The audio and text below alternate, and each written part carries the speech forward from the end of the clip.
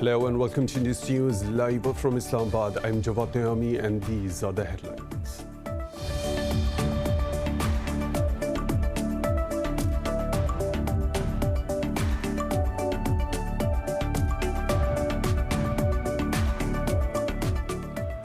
Pakistan has put its armed forces on high alert after reports suggested that India may launch a surgical strike or stage a false flag operation. The reports say India can resort to aggression to divert the world's attention from the ongoing farmers' protest, which may revive the Sikh separatist movement.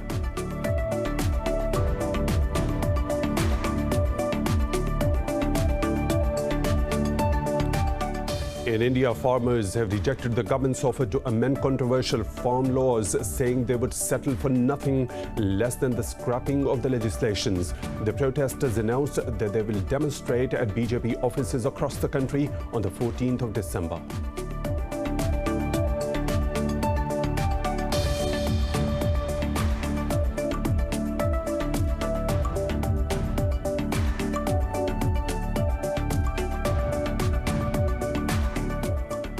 Pakistan has rejected a US State Department's report on religious freedom. The Foreign Office says the Pakistani society is pluralistic with a rich tradition of interfaith harmony. It said the omission of India, where minorities are under a constant threat, has raised serious questions on the credibility of the report.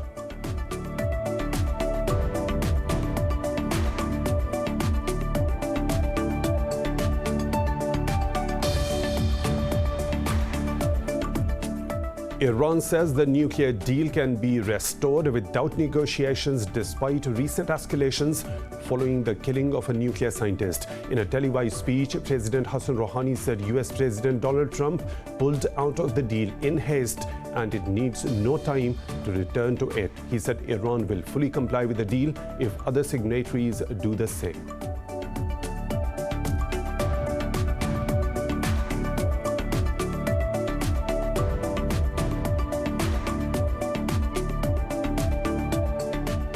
The global number of coronavirus cases has topped 68 million, while the death toll has surged to 1.55 million.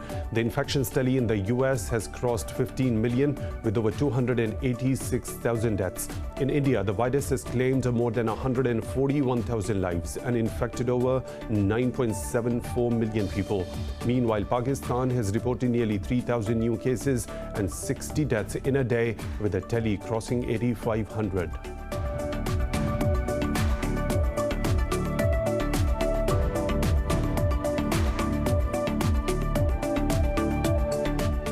The South African cricket team will be touring Pakistan for Test and T20 series after 14 years. The Pakistan Cricket Board and the South African Cricket Body have confirmed that the two sides will play 2 Test matches and 3 T20s. The tour is scheduled to run from 26th of January to 14th of February next year.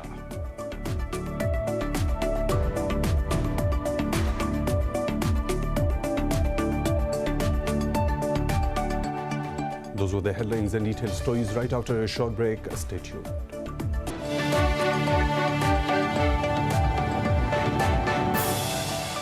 Welcome back, and now with the news in detail. Pakistan has put its armed forces on high alert after reports suggest that India may resort to aggression to take spotlight of farmers' protests. The reports say India may stage a false flag operation to divert the attention from the protests that may revive the Sikh separatist movement. Earlier, Pakistan's Foreign Minister Shah Mahmood Qureshi said India's policies are threatening peace and stability in the region. He added that Pakistan has presented undeniable evidence before the world through the dossier on Indian terrorism inside Pakistan. In India, farmers have rejected the government's offer to amend the controversial farm laws, saying they would settle for nothing less than the scrapping of the legislations. The protesters also announced that they will demonstrate at BJP offices across the country on December the 14th. They also threatened to block all the key highways to New Delhi and said no tax will be paid at any toll plaza in the country. The new reforms allow the government to buy grain at fixed prices, leaving farmers at the mercy of big corporates. The government and the farmer leaders have held several rounds of talks to end the crisis but failed to have produced any breakthrough. The Indian occupying forces have murdered 3 civilians in occupied Jammu and Kashmir. The youths were targeted during a cordon and search operation in the Pulwama district. One person was also injured due to the firing of the occupying troops during the so-called search operation. The operation continued till last reports came in. Meanwhile, a vehicle of Indian forces has trampled an elderly man to death in the Kulgam district. In another incident, 4 civilians were injured in a grenade blast in Singhpura area of the Baramulla district. Speakers of a virtual seminar on India have strongly denounced the Indian atrocities on minorities and violation of human rights. The roundtable was jointly organized by Amnesty International and various other human rights groups. Speaking at the event, activist and author Peter Friedrich talked about the infiltration of RSS in other countries. He said that last month, Australia's High Commissioner in India, Barry O'Farrell, met RSS chief in Nagpur. Friedrich also made a revelation that a large number of Indians abroad were promoting the RSS agenda. The speakers highlighted that the international community must be made aware of India's slide towards authoritarianism. Pakistan and China have started joint air drills Shaheen 9 at an airbase of the Pakistan Air Force. A contingent of China's Air Force comprising combat pilots and air defense controllers is participating in the exercise. In a statement, Air Vice Marshal Waqas Ahmed Soleri said the exercise will enhance interoperability of both the air forces. Welcoming Chinese Major General Sun Hong, he said the exercise will fortify relations between the two countries. The Chinese air official said it will improve the level of combat training and strengthen cooperation between the two forces. The drill is the 9th in the series of joint air exercises which is conducted each year in both the countries on alternate basis. Pakistan has rejected the US State Department's latest report on religious freedom. The Foreign Office says Pakistan's designation as a country of particular concern goes against the realities on the ground. It said the Pakistani society is pluralistic with a rich tradition of interfaith harmony. It said the omission of India, where minorities are under a constant threat, raised doubts on the credibility of the report. Pakistan has repeatedly urged the world to highlight the rising trend of xenophobia and Islamophobia. Pakistan's Foreign Minister says Islamabad lauds Riyadh's peace efforts for resolution of conflicts in the Gulf region. Shah Mahmood Qureshi said this during a meeting with Saudi Ambassador Nawaf bin Saeed Al Maliki in Islamabad. Qureshi said Pakistan welcomes Saudi Arabia's support to resolution on Kashmir and Islamophobia at the OIC's meeting in Niamey. He also thanked Ambassador Maliki for Saudi Arabia's support to Pakistan at the Financial Action Task Force. The foreign minister said Pakistani diaspora is playing a pivotal role in Saudi Arabia's development for decades. Qureshi said Islamabad is looking forward towards holding a Pak-Saudi Supreme Coordination Council meeting in Riyadh in 2021. He said there's room for strengthening cooperation between Pakistan and Saudi Arabia in multiple sectors. The Saudi-led military coalition says it has destroyed an explosive-laden drone launched by the Yemen's Houthi rebels. Saudi media quoted a coalition spokesperson as saying that the drone was aimed at kingdom's civilian population. Cross-border attacks by the Yemeni rebels have escalated since May, when a truce prompted by the coronavirus pandemic expired. Last month, Houthi rebels targeted a petroleum products domestic distribution facility in Jeddah. In 2015, the Arab coalition intervened in Yemen after the Houthis ousted the internationally recognized government from Sana'a. Iran says the nuclear deal can be restored without negotiations despite recent escalations following the killing of a nuclear scientist. In a televised speech, President Hassan Rouhani said US President Donald Trump pulled out of the deal in haste and it needs no time to return to it. He said Iran will fully comply with the deal if other signatories do the same. Rouhani warned that the deal is on the brink of collapse and said returning to it will require a strong will. US President-elect Joe Biden has expressed readiness to return to the nuclear agreement. Iran says its security services have arrested some individuals involved in the assassination of the country's top nuclear scientist. In an interview, an advisor to Iranian parliament speaker said the perpetrators will not escape justice. He said Israel couldn't kill Mohsen Fakhrizadeh in Tehran without the help of US intelligence. Earlier, Iranian officials claimed that satellite-guided equipment was used in the assassination of Fakhrizadeh. Iran has blamed Israel for the killing of the alleged mastermind of Tehran's covert nuclear weapons program. Meanwhile, Israel is yet to comment on the allegations. The UN says anti-tank missiles found in Libya have characteristics consistent with an Iranian missile. Secretary General Antonio Guterres reported this to the Security Council in his biannual report. However, Guterres said the analysis of pictures of the missiles showed no production date. He said the UN was also unable to ascertain if the missile was transferred to Libya in violation of Security Council sanctions on Iran. Israel accused Iran of violating sanctions and submitted photos of anti-tank guided missiles in Libya to Guterres in May. Just weeks later, Iran wrote to Guterres and categorically rejected the Israeli claims as totally baseless. Israeli Prime Minister Benjamin Netanyahu's leading rival inside his ruling party has announced to part ways from the government. In a statement, Gideon Saar said he is forming his own political party. Gideon Saar said he cannot serve under Netanyahu any longer and will seek the Prime Minister's post for himself. Saar said Netanyahu mismanaged the health and economic crises stemming from the coronavirus pandemic. He said Netanyahu turned the ruling party Likud into a tool for personal survival at a time when he is on trial for corruption charges. This comes after the Knesset passed a bill to dissolve the parliament, which would end Netanyahu's government. In Iraq, the death toll in the protests against Kurdish authorities has risen to 6. People have taken to the streets against delayed public sector salary payments and pay cuts. The rallies broke out last week in the town of Soleimania.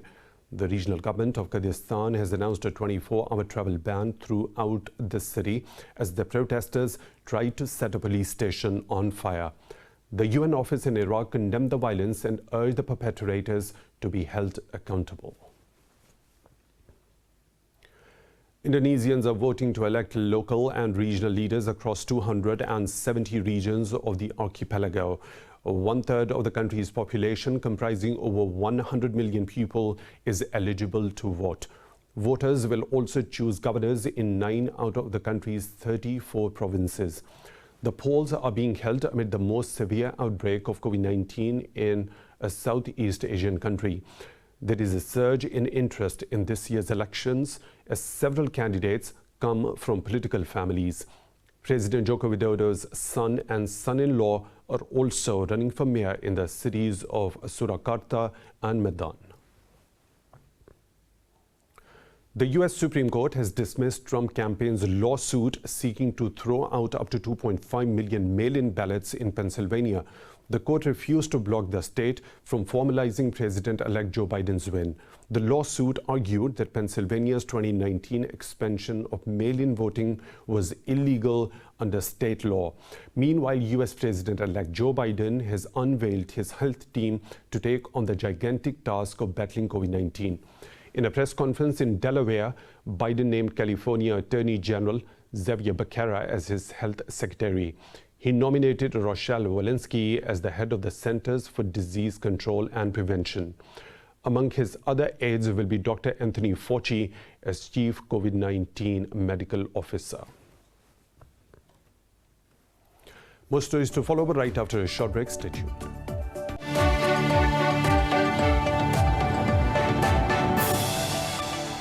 Welcome back. The global number of coronavirus cases has exceeded 68 million, while the death toll has surged to 1.55 million. The infections tally in the US has crossed 15 million with over 286,000 deaths. What in this report?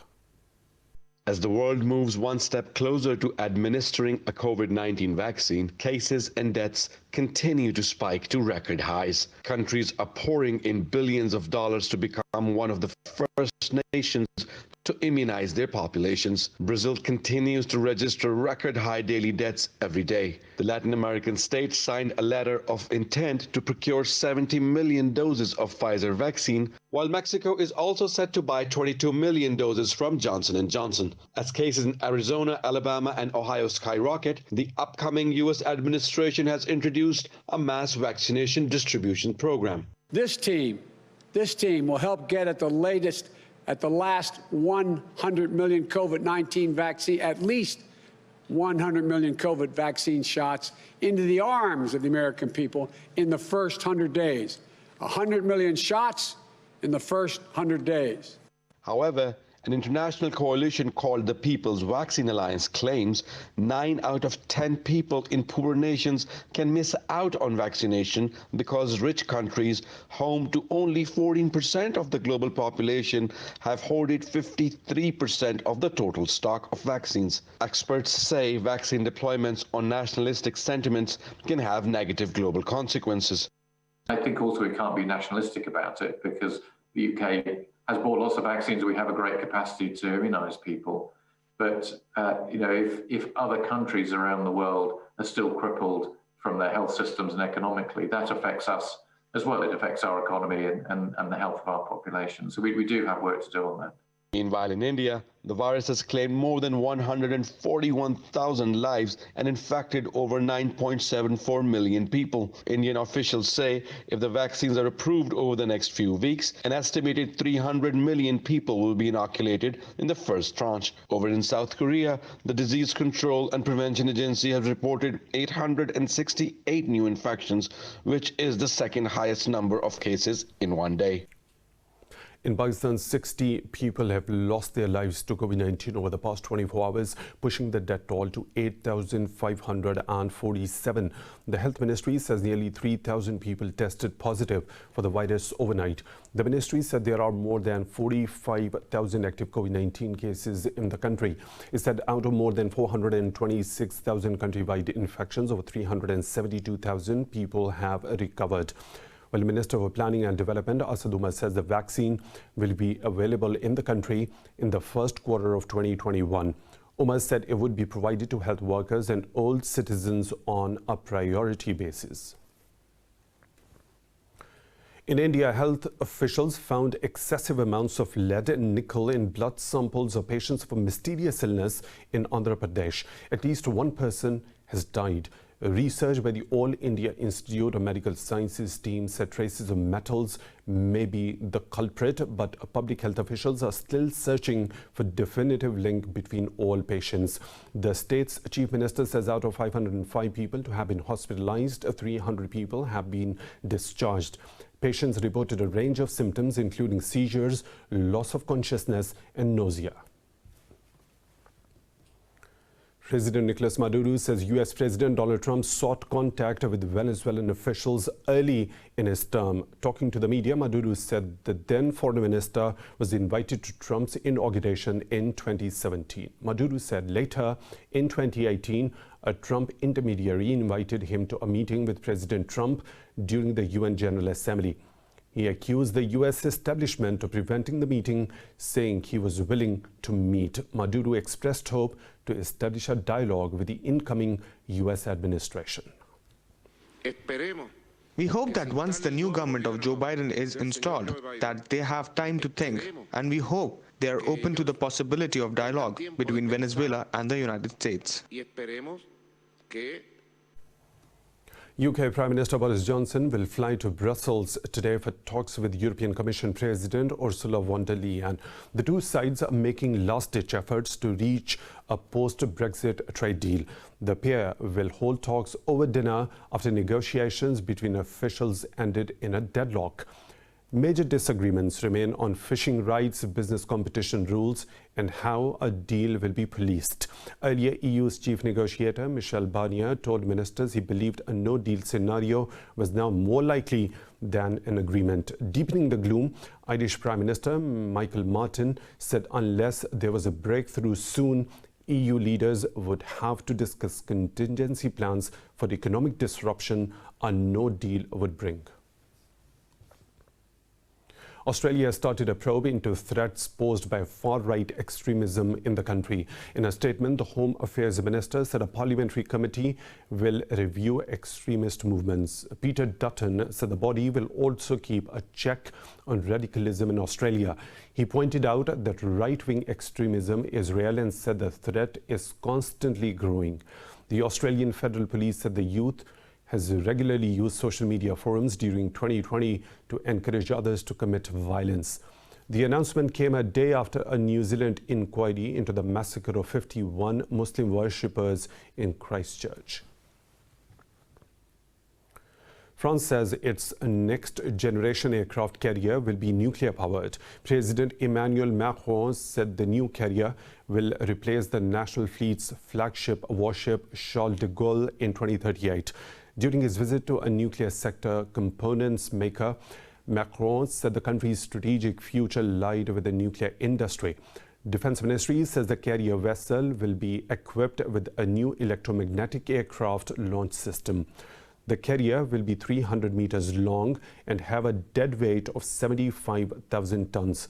The Ministry of Armed Forces said France will invest 1 billion euros during the first development phase that will end in 2025. Pakistan's Navy is celebrating the 49th Hangor Day with zeal. The day pays homage to the veteran warriors who outflanked Indian ships in 1971. Led by Commander Ahmed Tasneem, Pakistan's submarine Hangor sank the Indian Navy's INS Kurki during the Indo-Pak War. It then safely returned with a crew to Karachi despite Indian Navy hunting. To date, it is hailed as the only conventional submarine in the world to outmaneuver a frigate after World War II. The Pakistan Army saluted the crew and commander of the ship for their heroism in the war. 4 Pakistanis have made their mark on the Forbes 30 under 30 list for North America. The list recognizes 30 most brilliant young leaders in 20 different fields. They were shortlisted from among 600 young game changers. The list includes CEO of Jadoo augmented reality application Asad Malik and program manager at Google Sana Khan. It also recognized Danish Damani, who is the co-founder of Rai, a speech app, and Faizan Bhatti, who co-founded Hello Cars with Kenan Saleh. Forbes says these 30 trailblazers have raised over $1 billion in venture funding. The International Anti-Corruption Day is being observed today across the world. In a statement, UN Secretary General Antonio Guterres stressed the need to ensure that the recovery from COVID-19 crisis is not hampered by corrupt practices.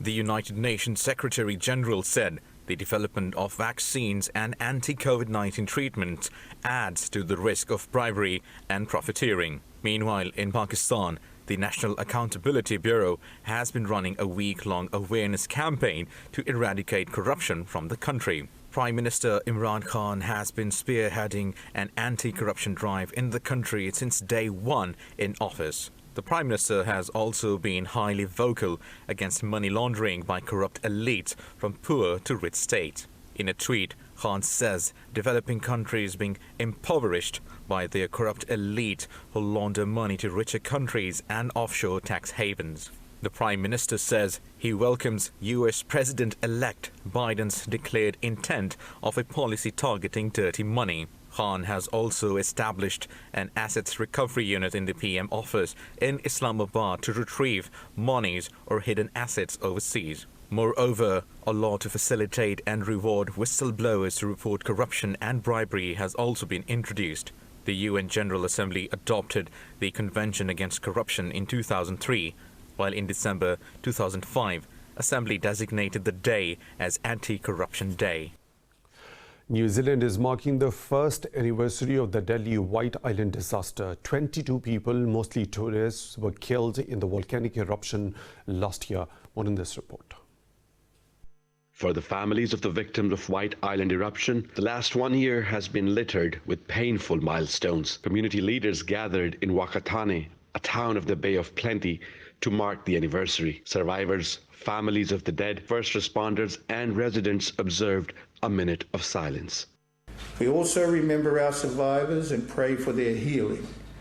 For many, this will be a long journey back to good health. And though the scars on your skin may have begun to heal, it will take longer for our hearts and minds to heal. We offer you our love and support.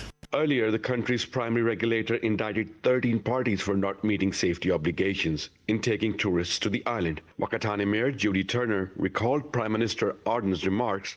We'll remember those who have passed.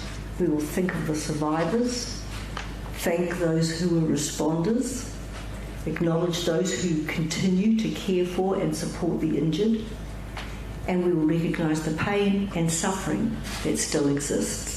Tourists have not been back to the island since.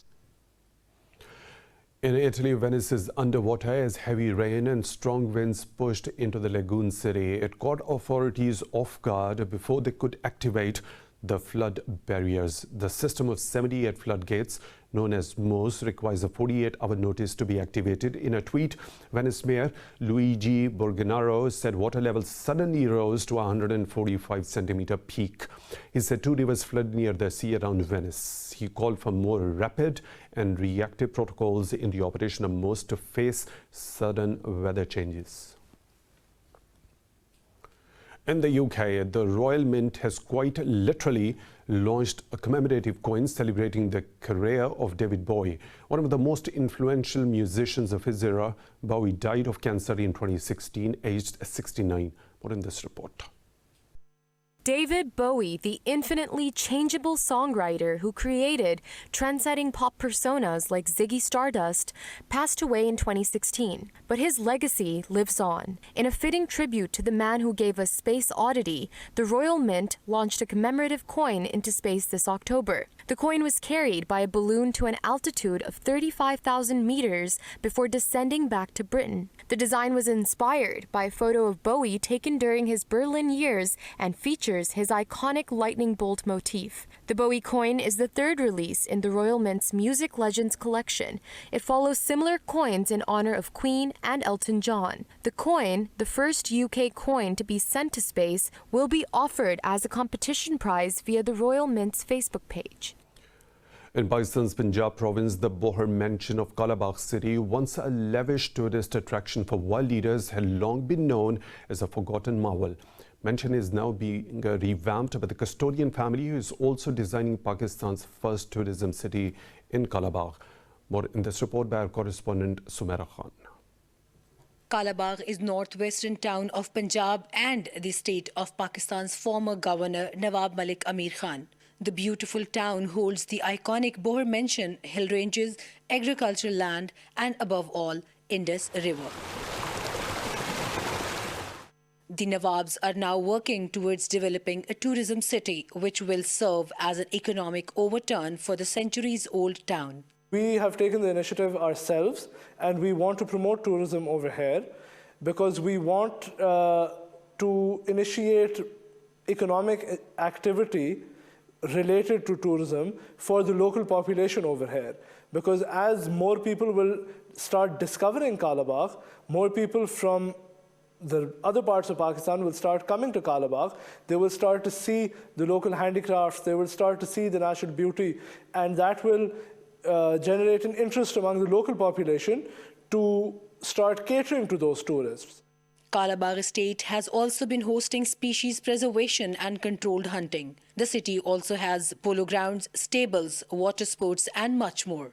According to the descendants, Bohr mansion and local delicacies will be promoted to world leaders in particular as part of said tourism city. Bohr Bungalow was constructed in the 1930s by my great-grandfather Malik Amir Mahmud Khan, who was later governor of West Pakistan. He hosted many dignitaries from all over the world, including Queen Elizabeth and even Jackie Kennedy. Kalabagh is a city with a lot of potential for tourism, but tourism has never been developed in Kalabagh before. We've got a river nearby, we've got historical salt mines, got a historical town, one of the oldest towns on the River Indus. So we really wanted to promote tourism here because no one has ever done it before, and we see this as a huge tourism hub, not only for local tourists, but even for foreign tourists in the future. Being blessed with a full range of tourism attractions in Pakistan, both the government and private sectors are coming forward to reconnoiter these potentials to their fullest. Sumaira Khan, Indus News, Miawali, Punjab, Pakistan. The 9 winners of this year's International Mobile Film Festival are just the tip of the iceberg in terms of talent, ingenuity and message. The 2020 theme, Women's Empowerment, provoked entries from filmmakers from 101 countries. More in this report.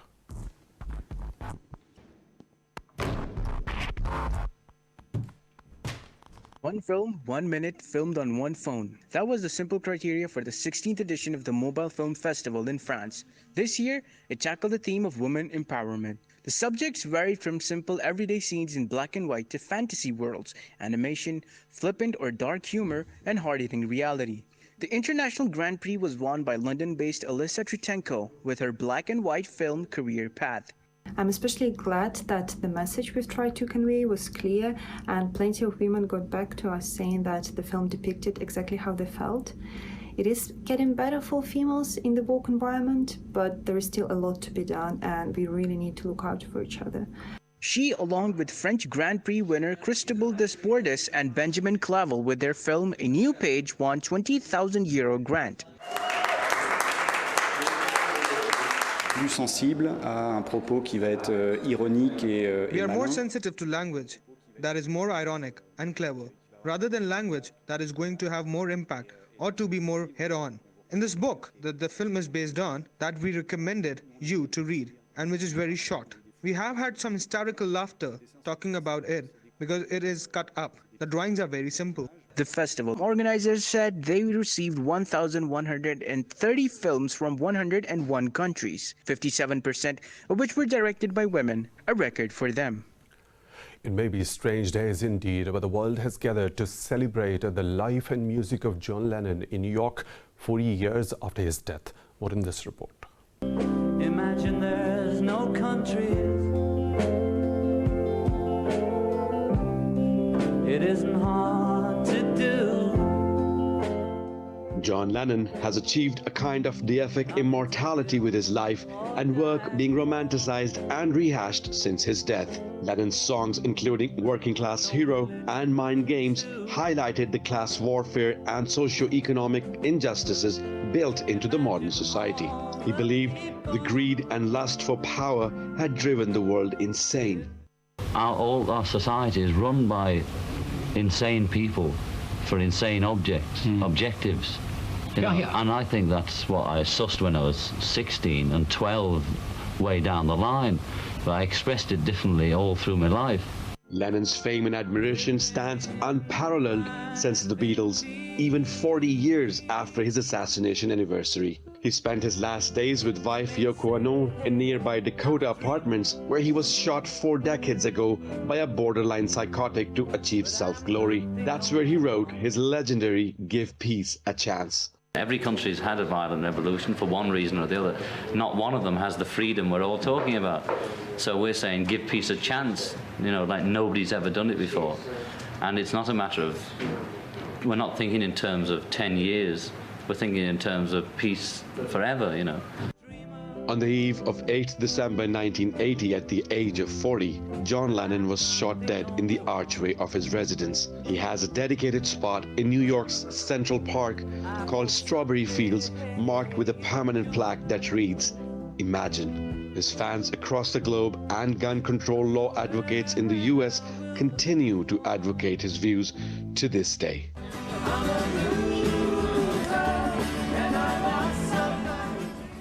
It's time for a short break. We'll be back with more stories. Stay tuned.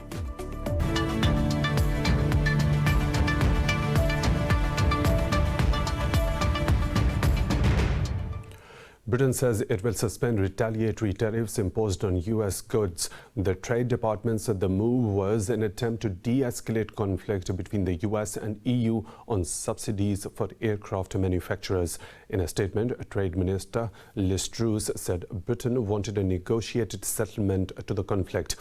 He said London is ready to deepen its trading relations with Washington. He added separate tariffs on U.S. goods relating to a row over steel and aluminium would remain in place after January the 1st. The move marks UK's divergence from the EU trade policy and ambition to forge closer ties with the US. But London warned it could reimpose the sanctions if an agreeable settlement was not reached. China's economy has reported consumer deflation for the first time in 11 years. The official consumer price index fell to -0.5% in November. Official data from a Bloomberg survey shows consumer inflation turned negative for the first time since October 2009 last month. The fall was led by 2.2% decline in the price of food, which included the price of pork, falling by 12.5%. China's core inflation rate, excluding food and energy, stood at 0.5% in November, unchanged from October. Beijing's producer price index fell 1.5% year-on-year in November. The National Bureau of Statistics said November's fall in PPI narrowed from 2.1% drop in October. The Wall Street stocks have hit record highs amid hopes of a vaccine-linked economic recovery and more domestic fiscal stimulus. Investors have flocked to U.S. equities, shrugging off weak economic data on signs of a working COVID-19 vaccine. Shares of American Airlines rose 2.7%, while Carnival Corporation also surged over 2%. The indices of S&P 500 and Dow Jones Industrial Average rose high, whereas Nasdaq Composite traded marginally lower. Meanwhile, oil prices climbed on vaccine hopes despite build-up in the U.S. crude inventories.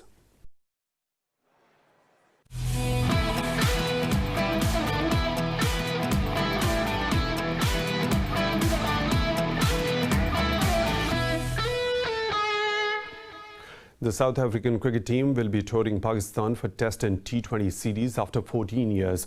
The tour is scheduled to run from 26th of January to 14th of February next year. The Pakistan Cricket Board and South African Cricket Body have confirmed that the two sides will play 2 Test matches and 3 T20s. The team will arrive in Karachi on January the 16th.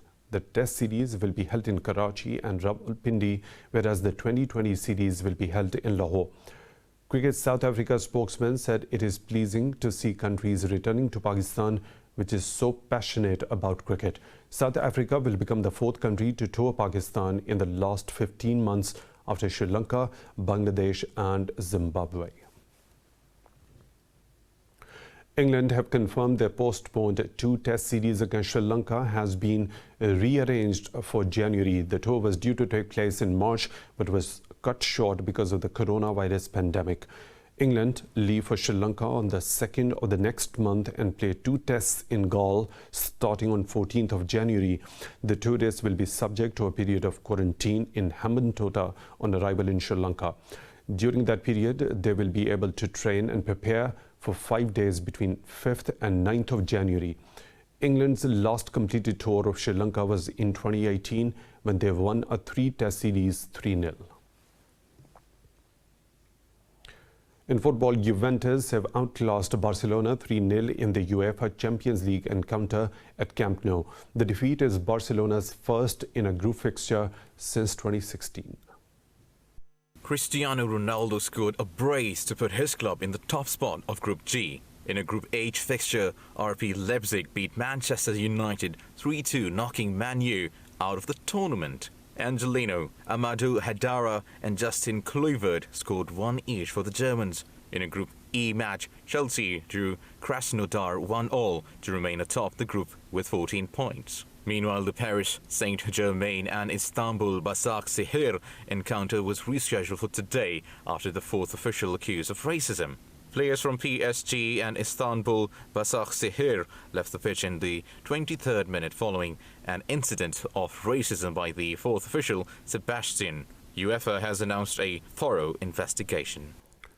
In tennis, American Sophia Kenin has been named WTA Player of the Year. She won her maiden Grand Slam singles title at the Australian Open.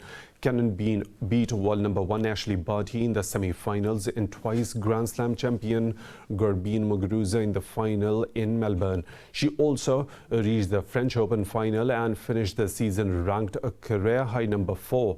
The 22-year-old is the 8th American to win the accolade. France's Kristina Mladenovic and Hungary's Timea Babos were voted the WTA's doubles duo of the year. The pair won the Australian Open and Roland Garros titles. And that's all for now. For the latest updates, you can follow us on social media at Indus.News.